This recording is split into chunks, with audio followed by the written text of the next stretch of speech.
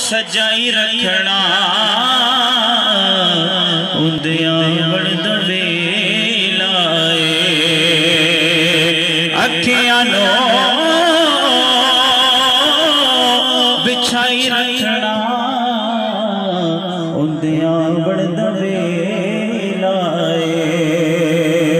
सारी गल तकदीरां दी सारी गल तकदीरां दी ए दुनिया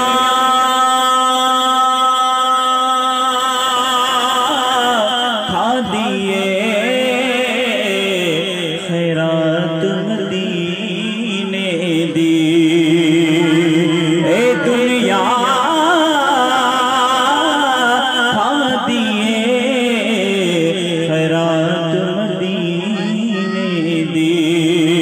कोई मुसलन ढोलड़ दी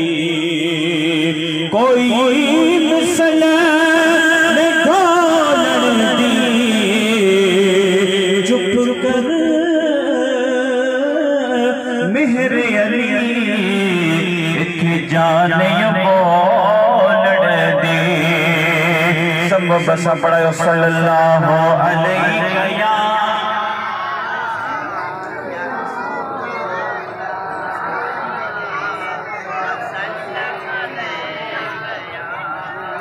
साईं वाला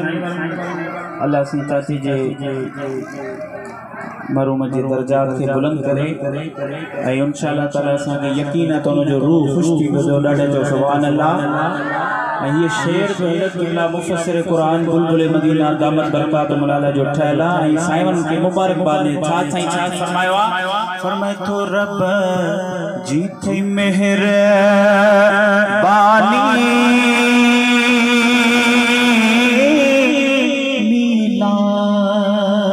करण वारा सुभान अल्लाह रब जी थई मेहर बानी मीलाद करण वारा आका जी सुहणे जी मदनिया जी दिल पर जी रह पर जिया मदसा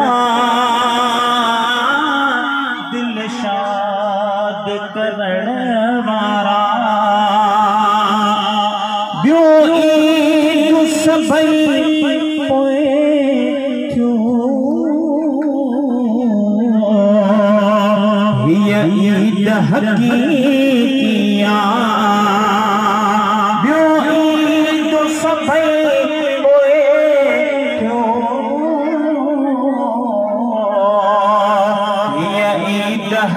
हकीकिया ईद मना एक आबाद करण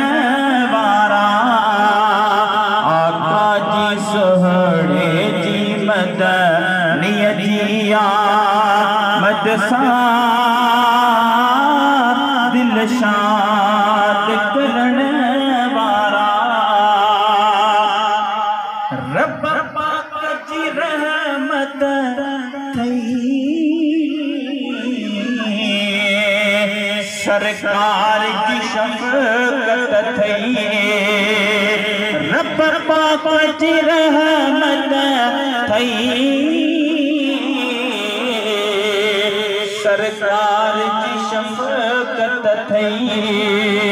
हिन ईद जी हिन ईद जी हिन ईद जी बरकत में इत्तेकाद रखण वारा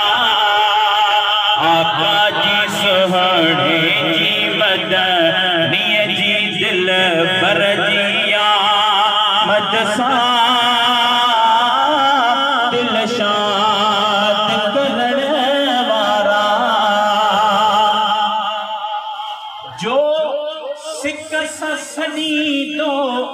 आ उत्ते आकाई दुआ जो सिख ससनी नो उत्ते आकाई दुआ फरियाद बुझिए तो पुजे फरियाद करने वाला आका जी सोहणे जी मदनिया जी दिल बर जी रह बर जिया बदसा दिल शाद करने वाला लख थोड़ा खुदा जा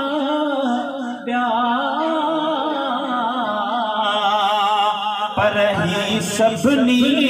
खमथे आसन ऐ अबू जन जी इमदाद करने वाला सलवात पढ़ी आशिक दिल ठारी दो आहे कामयाब सदा रहदा इत्माद करने वाला दाहिरी दुख लाही दो नातार सजन सदके दाहिरी दुख लाही दो दातार सजन सदके साईं इदरीस जी साईं इदरीस जी साईं इदरीस जी साईं इदरीस जी दा हबी दादाद करने वाला आका जिया मदसा दिल शाद करने वाला रब